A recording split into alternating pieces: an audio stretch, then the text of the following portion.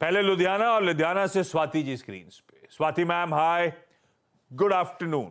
Swati ma'am, Ludhiana में क्या करते हो आप और कब से इक्विटीज से शेयर बाजार से रूबरू हुए? कितना समय हो गया ट्रेड करते हुए? सर करंटली तो मैं भी हाउसवाइफ हूँ, but before I worked for Citibank and Bank of America, so I have more than 6 years of experience in this field. I was working for JP Morgan and some financial institution, and working in a portfolio management profile that time. अच्छा, तो तब भी लुधियाना में ही थे या तब कहीं और थे? नहीं sir, that time I was in, तब मैं गुड़गांव से थी। हाँ, मतलब based on दिल्ली से हूँ। अच्छा, अब आप एक्टिव हो स्टॉक मार्केट्स में? यस सर, अभी बस रिसेंटली इसी ईयर से ही मैंने स्टार्ट किया है दोबारा से, बिकॉज थोड़ा करियर ब्रेक लिया हुआ था। अब दोबारा से मैंने इन्वेस्टमेंट वगैरह पे फोकस किया है। Perfect Swati ma'am. हाँ जी स्वाति मैम, पहला स्टॉक कौन सा जो रचना जी से बात करी जाए? सर मैंने अभी ETF गोल्ड बीज में कुछ इन्वेस्टमेंट करी है। मेरे पास ETF गोल्ड बीज के 3117 है। अभी पहले स्टॉक का सवाल उठाओ। आपके गोल्ड बीज में मैं काम करूंगा, कमोडिटी एक्सपोर्ट को जोड़ दूंगा। कोई स्टॉक स्पेसिफिक सवाल हो तो पहले वो उठाओ। सर IOCL मैंने परचेज किए हैं। मेरे पास 111 शेयर्स हैं 108.35 के रेट से। क्यों लिए थे स्वाति मैम? मोमेंटम में था, उस मोमेंटम को चेज कर रहे थे या कोई और कॉल था?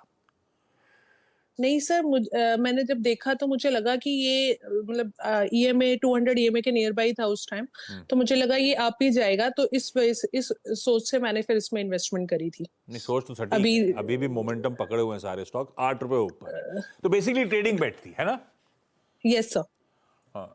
रचना मैम, राइट करूं क्या मोमेंटम को? और दम कम है या एक छोटे स्पैन में बढ़िया 8-9 रुपए का प्रॉफिट हो रहा है, निकल लूं?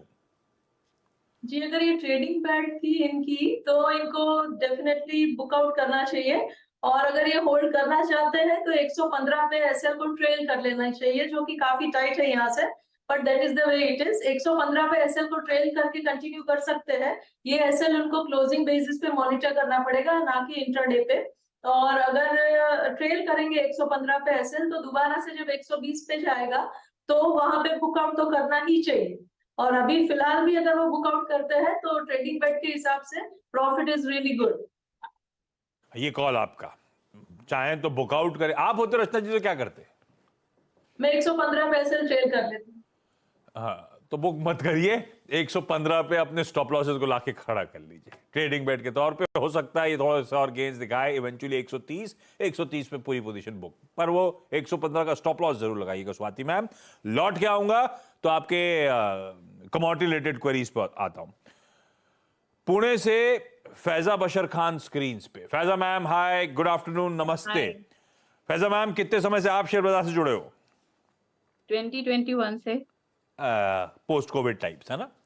यस। और कैसा रहा ये 2-3 साल का सफर? स्टार्टिंग का 1 year ऑफ लर्निंग, बट अभी from last 1.5 year it's going good. Going good as in खूब पैसा आ रहा है? हाँ, आ रहा है। Losses are also there. हाँ, नहीं ठीक है, नेट आ रहा है तो क्या दिक्कत, चलता है। फैजा मैम, पहला सवाल।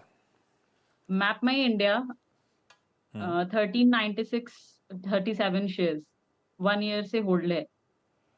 अरे वाह, तो बहुत ज्यादा आ रहा है, मस्त आ रहा है, very good. C info systems, Rachna, map my India, बहुत अच्छे मूव्स एंजॉय कर रहे हैं अब तो। और इसके QIP इश्यूएंस को भी बाजार बड़ा खुश है कि शायद कुछ और एग्रेसिव प्लान्स होंगे इस कंपनी के। खैर, एक साल में 800 रुपए पर शेयर का गेन फैजा मैम बना रही है, क्या करना चाहिए? अच्छा फैजा, एक मिनट, फैजा मैम, आपने जब लिया था तो लंबी अवधि के लिए लिया था या क्या सोच के लिया था? आपने क्या सोच के लिया था? IPO आने के बाद जब वो डाउनफॉल हो रहा था तो फिर लिया था मैंने। बस IPO के समय पसंद था, IPO के लिए सब्सक्राइब करा था, मिला नहीं था, ऐसा है क्या? नहीं, IPO में नहीं लिया था। IPO के बाद की न्यूज पॉजिटिव थी, लेकिन डाउनफॉल आ रहा था उसमें, तो फिर करेक्शन जब हुआ था तो करेक्शन में एंट्री बनाई थी। ठीक बात। रचना मैम, गिरावट में खरीदारी कर ली है और बड़ा सटीक खरीदारी हुई है, खूब ऊपर जा रहा है, क्या करूं? कि बने रहना चाहिए पोजीशन में और एसएल को टाइटली ट्रेल करना चाहिए। एसएल लगा लेना चाहिए 2070 पे और पोजीशन को कंटिन्यू करना चाहिए। अगर लक सपोर्ट करेगा तो क्लोजिंग बेसिस पे 2070 होल्ड करेगा and then in that case further ऊपर वाली साइड पे ये काउंटर 2300 की तरफ जाता हुआ इनको मिलेगा, 2300 2350 की तरफ जाता हुआ। अगर 2070 चला गया देन एग्जिट ले लेनी चाहिए। 2070 ये मेरा स्टॉप लॉस है, इसके साथ होल्ड करेंगे, कोई जल्दबाजी नहीं निकालने की। इन केस ये लेवल्स वायलेट हो रहे हैं तो अपने आप प्रॉफिट में पोजीशन बुक आउट हो जाएगी। पुणे से विशाखा जी। विशाखा मैम, ये आप दोनों पुणे में कहाँ रहते हो? फैजा मैम आप कहाँ रहते हो? मैं खराड़ी। और विशाखा मैम आप? चिंचवड़ में सर। अरे वाह, अच्छा विशाखा मैम आपको कितना समय हो गया मैम शेयर बाजार? Good afternoon. या मैं 2014 से जुड़ी हूँ। बीच में थोड़ा कम था, मतलब बीच में छोड़ दिया था। मैं अगेन फ्रॉम 21 फिर से ज्वाइन किया मैंने 2021 से। अब एक्टिव हो गए एकदम आप? सर आपकी आवाज नहीं आ रही। मैं कह रहा हूं अब आप एकदम एक्टिव हो गए हो शेयर बाजार में, दिन भर लगे रहते हो? ऑलमोस्ट दिन भर। अरे वाह। सीएनबीसी सुनते हैं पर ज्यादा स्विंग ट्रेडिंग ही करते हैं, क्योंकि हाँ, खबर सारी मिलती है तो कौन से important शेयर आपको लेने सुनना हैं, है। क्या करना है। अच्छा विशाखा मैम, पहला सवाल कौन सा? सर मैंने मैथन अलॉय लिया है, ये 2022 में लिया है, जनवरी 22 में। ओके। अभी एवरेज करके उसका प्राइस है 1325, 1325। तो मैं जानना चाहती हूँ इसमें रहे, ऐड करें या इससे एग्जिट करके किसी और शेयर में पैसे लगा दें। Maithon alloys, okay. और ये पिक आपकी कैसे आई थी आपके पास? आप किसी ने आइडिया दिया था या आप स्टडी खुद की स्टडी है? सर तब किसी ने आइडिया दिया था, अब खुद स्टडी करके चार्ट देख के अब करते हैं, और अब स्टॉप लॉस भी लगाने लगे हैं। तब लगाया नहीं था तो मैथन की काफी चार्ट गिर आपको गया क्या कह रही है? होल्ड करना चाहिए नहीं करना चाहिए? आपकी स्टडी क्या कह रही है? सर अभी तो लग रहा है कि शायद ये थोड़ा ऊपर जाएगा और 1300 तक जाएगा, ऐसा लग रहा है। क्योंकि आरएसआई दिखा रहा है कि ये शायद अब टूल पकड़ेगा, थोड़ा ऊपर जाएगा। चलिए कोलैबोरेट कर लेते हैं। अब रचना मैम क्या करें? मैथन में 180 रुपए अभी भी नुकसान है, एवरेजिंग कर रखी है उसके बाद। जी मेरे हिसाब से इनको कंटिन्यू करना चाहिए। पेन पहले तो लेना नहीं चाहिए था पर ले लिया है तो अब कंटिन्यू करना चाहिए, क्योंकि स्टॉक ने इंपॉर्टेंट लेवल से करीब करीब 980 के लेवल से एक अच्छा सपोर्ट दिखाया है, वहां पे बार बार सपोर्ट लिया है और वहां से ऊपर की जर्नी अच्छे से शुरू कर चुका है। और इसके हायर टाइम फ्रेम चार्ट्स जो है वो बेहतर नजर आ रहे हैं शॉर्टर टर्म से कंपैरिजन में।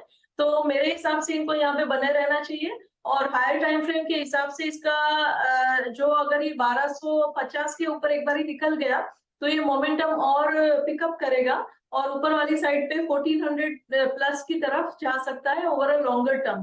तो अगर लॉन्गर टर्म का नजरिया है तो बने रहे और कंटिन्यू करें पोजीशन को। और ऊपर वाले साइड पे जैसे बताया टारगेट्स, उस हिसाब से 1400 तक ये काउंटर जा सकता है। 1250 के आसपास एक माइनर फाइट दिखेगी बुल और बेयर की, वो निकल गया तब मोमेंटम में इंक्रीमेंट आएगा।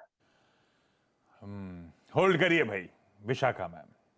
अच्छा जरा हमने रिक्वेस्ट करी थी क्योंकि वो गोल्ड बीज और सिल्वर बीज पे सवाल आने वाला है स्वाति जी का, तो कुंवर जी ग्रुप के अहमदाबाद से रवि देवरा साहब को रिक्वेस्ट करी थी कि जुड़ जाइएगा, तो एक जो भी क्वेरी है कोशिश होती है इस प्लेटफॉर्म पे सारी रिजॉल्व कर ली जाए। ऐसे ही विशाखा मैम का कोई म्यूचुअल फंड रिलेटेड सवाल है, उस पर भी एक आउटसाइड एक्सपर्ट को जोड़ूंगा अभी कुछ ही देर में। स्वाति मैम अब आप पूछ डालिए अपना गोल्ड और चांदी का। रवि जी स्वागत है आपका, good afternoon. Good afternoon sir. Swati ma'am पूछें। Hello good afternoon sir. Sir मैंने ना ETF गोल्ड बीज में इन्वेस्टमेंट करी है, मेरे पास 3117 शेयर्स हैं 52.94 के रेट से, गोल्ड बीज के 52.94। ओके रवि जी सही किया है क्या? क्या करना चाहिए? आप लोग क्या रिकमेंड कर रहे हो गोल्ड के आगे का आउटलुक को लेकर? जरूर से होल्ड करना चाहिए। पर्टिकुलर मैम का क्वेश्चन अच्छा भी था और उसका डाइवर्सिफिकेशन भी है, इक्विटीज से थोड़ा डाइवर्सिफाइड पोर्टफोलियो किया है, तो मुझे लग रहा है कि एक बैलेंस पोर्टफोलियो करने के लिए ये कॉल लिया है। और इन्वेस्टमेंट भी अगर आप इन्वेस्टेड प्राइस पे क्वांटिटी से मैच करें तो 1,60,000 अराउंड है, बट ओवरऑल आउटलुक मुझे बुलिश लग रहा है। तो मुझे लग रहा है कि प्राइसेस में जो ट्रेंड है वो कंटिन्यू रहेगा। और आज तक की हिस्ट्री रही है कि जब यूएस के इलेक्शन से गोल्ड के प्राइसेस ने अच्छे परफॉर्म किए वो साल, तो ये एक फैक्टर है कि नेक्स्ट मुझे लग रहा है कि प्राइसेस आसमान रहने चाहिए। हालांकि इसमें ड्यूटी शामिल नहीं होती, तो इस हिसाब से प्राइसेस अभी 54 के करीब चल रहे हैं। ये प्राइसेस में 60 से 62 तक के लेवल के एक्सपेक्टेशन कर रहा हूँ। हालांकि ध्यान रखना है कि जैसे इक्विटीज में रिटर्न मिलता है, इतना स्पीड और इतने क्वांटम में कमोडिटीज में पॉसिबिलिटीज कम रहती है, क्योंकि वहाँ पे सेट डबल हो सकता है, यहाँ पे प्राइस डबल होने में काफी टाइम लगता है। और already price 16% year on year बढ़ चुके हैं, तो थोड़ा 60 के करीब आवे तो वहाँ पे एक बार प्रॉफिट बुक करके एक्सिट कर लेना। थोड़े से पैची लाइन में आप आ गए हो, तो थोड़ा सा बहुत ऑडियो क्लियर नहीं है, पर रवि जी कह रहे हैं, हम अज्यूम कर रहे हैं कि आपने अपने इक्विटी साइड के पोर्टफोलियो को डाइवर्सिफाई करने के लिए गोल्ड बीज में शायद पैसा लगाया था। बहुत ज्यादा रिटर्न एक्सपेक्ट मत करिए जैसा आप इक्विटीज में करते हो, लेकिन सौदा सही है, होल्ड करेंगे। 62, 66 तक के भाव आते हुए शायद नजर आए, उन जोन्स के आसपास मुनाफा भी बांध लीजिएगा। चांदी का भी सवाल दाग दो स्वाति मैम आप तो। जी सर, मेरे सिल्वर 20 के भी 690 शेयर्स हैं 67.37 के रेट से। रवि जी चांदी अच्छा है, रिटर्न भी चांदी ही हुआ है, पर्टिकुलर 67 से अभी ये ETF 75 आ चुका है, और मुझे लग रहा है कि वो प्रोबेबिलिटी अभी 80 तक जाने तक की है। ऑलरेडी 16% स्कीम ने ये टाइम रिटर्न दिया है, बट चांदी में मेरा आउटलुक कंपेरेटिव बुलिश है। चाइना के मैक्रो रिकवर हो रहा है, तो शायद लग रहा है कि सिल्वर आउट परफॉर्म करेगा, और गोल्ड सिल्वर सोल्ड टेरिटरी में है, तो मेरे हिसाब से वहाँ पे आप रुके और जल्दी उसमें 82 और 85 ये टारगेट आपको दिख सकते हैं। अगर 85 के करीब आता है तो वहाँ पे मुनाफा वसूली करेंगे, और मुझे लग रहा है कि अच्छा कॉल है, प्राइस पे आपने अच्छे प्राइस पे लिया है, आप इसको होल्ड कर सकते हैं। बढ़िया है स्वाति जी, दोनों होल्ड करने और दोनों में बढ़िया मुनाफे की तैयारी हो रही है। सोना 62-66 और चांदी 82-85 उन लेवल्स पे आप बुक आउट कर लीजिएगा, और इनफैक्ट चांदी ज्यादा बेहतर प्लेस नजर आ रही है रवि जी को सोने के मुकाबले।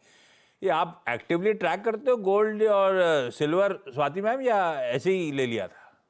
नहीं सर, अभी लास्ट ईयर मैंने बताया ना, लास्ट वीक से मैं थोड़ा इस पे अब थोड़ा ज्यादा फोकस करने लग रही हूँ, तो इसलिए मेरे को लग रहा था कि गोल्ड भी बढ़ेगा। गोल्ड कंपैरेटिवली उतना नहीं बढ़ा, लेकिन सिल्वर का तो मुझे पता है, लग ही रहा था, मतलब श्योरिटी लग रही थी। सब कुछ बढ़िया है। रवि जी, शॉर्ट नोटिस पे ये क्वेरी सॉल्व करवा देने के लिए भाई आपका थैंक यू सो मच। भाई इस बीच आप एक काम करिएगा, वो पूजा भेड़े जी को फोन लगा के रखिएगा, मैं आता हूं। मैं विशाखा मैम के पास जाऊंगा, उससे पहले फैजा मैम के पास जा रहा हूं। फैजा मैम, अगला सवाल कौन सा? अगले मेरे 3 सवाल हैं। एक से निपटेगा नहीं, एक एक करके लौट के आऊं तो? ओके ठीक है। हाँ। टाटा पावर 227 की बाई है, 207 शेयर्स लॉन्ग टर्म के लिए लिया है, 6 मंथ्स हो गए। और लॉन्ग टर्म की डेफिनेशन क्या है? कितना रुकोगे आप, क्या सोच के बैठे हो? 3-4 years। परफेक्ट, ठीक है, बिल्कुल ठीक टाइम होराइजन। और उसमें इन्वेस्ट करूं अभी कि अभी जितने पे है उतने पे ही छोड़ देना चाहिए, मतलब और उसमें लगा सकते हैं पैसे? रचना मैम, एक तो 205 क्वांटिटी ऑलरेडी है 227 के भाव पे, क्या सही लिया है लंबी अवधि के लिए ये स्टॉक, और आपको ज्यादा ही पसंद आ रहा है तो इन लेवल्स पे और खरीदारी कर डालूं क्या? कन्विक्शन बढ़ रहा है क्या? पहली बात तो ये कि इन्होंने जिस लेवल पे लिया है बहुत सही लेवल पे लिया है, बहुत ही स्ट्रॉन्ग सपोर्ट के लेवल पे इनकी एंट्री हुई है, और इसीलिए वो वहां से इन द मनी इतना अच्छी तरह से आ गए हैं। दूसरी बात ये कि अगर इनको अब यहाँ पे एडिशन करना है तो कर सकते हैं, और एडिशन के लिए एक अच्छा लेवल जो नजर आ रहा है वो करीब करीब 240 के आसपास का आ रहा है। 240 से 250 के बीच में अगर कहीं पे इनको एंट्री मिले आने वाले टाइम में, तो उस टाइम पे एडिशन करना would be a wiser thing, और 250 के आसपास भी मिलता है तो भी इट्स अ गुड थिंग, और कंटिन्यू करना चाहिए पोजीशन में। और ट्रेलिंग स्टॉप लॉस जो है उनको एक बार ही बना लेना चाहिए 250 के नीचे ही, और पोजीशन को कंटिन्यू करना चाहिए। और अपसाइड पे ये यहाँ पे जो नंबर्स मुझे दिख सकते हैं, I can see this going about 300 over a medium term. Perfect है भाई, आप गजब चल रहा है फैजा मैम। 6 महीने 1 साल में तो बहुत पैसा बना लिया आपने। मैप में इंडिया, अगला सवाल वैसे JSW इंफ्रा का आने वाला था मुझे पता है, लेकिन अभी बस समय नहीं है, मैं आता हूं अगर समय रहा तो। विशाखा मैम, वो म्यूचुअल फंड रिलेटेड पूरी क्वेरी आप पूछ डालो। हमारे साथ अब PB फिनटेक की पूजा भिड़े जी जुड़ती हुई। Pooja ji good afternoon, thank you so much जुड़ने के लिए मैम। Good afternoon ma'am. मेरे 2-3 सवाल थे।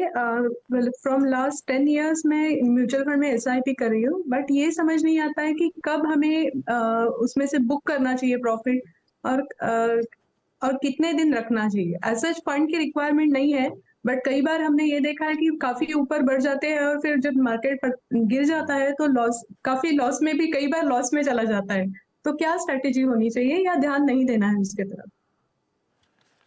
पूजा मैम। जी बिल्कुल, thank you so much Ashish. Thank you आपका आने के लिए पूजा जी। भैया विशाखा मैम, मुनाफा कब बांधे?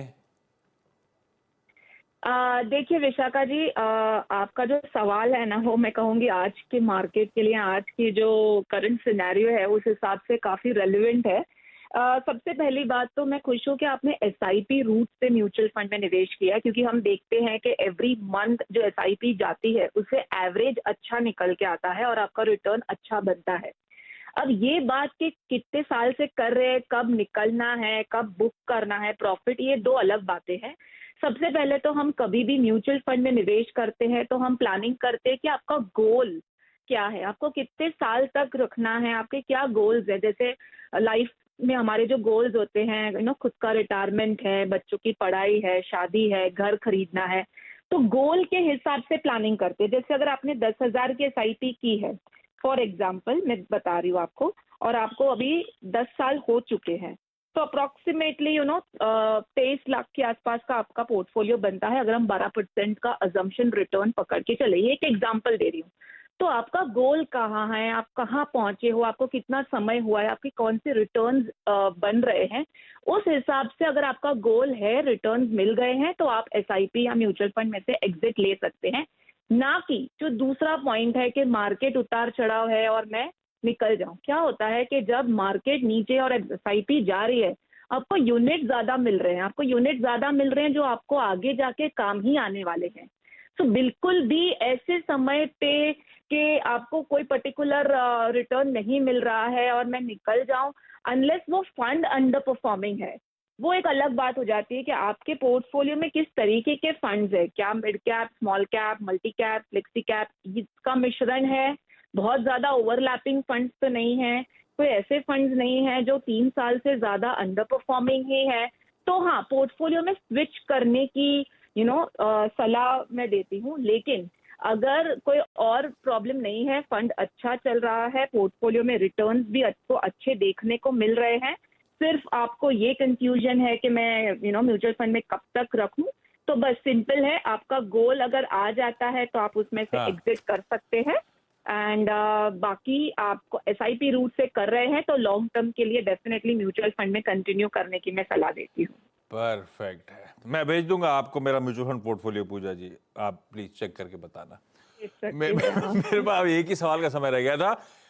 विशाखा मैम, आपके पास और भी म्यूचुअल फंड क्वेरीज थी, किसी और दिन आपको और पूजा जी को फिर से मुलाकात करवा दूंगा। इस नोट पर पूजा जी, थैंक यू सो मच जुड़ने के लिए। इनफैक्ट स्वाति जी, फैजा जी, विशाखा जी, आप सबका भी जुड़ने के लिए, इस प्लेटफॉर्म पे अपनी क्वेरीज रेज करने के लिए थैंक यू सो मच। और रचना मैम, जवाब दोगे क्या?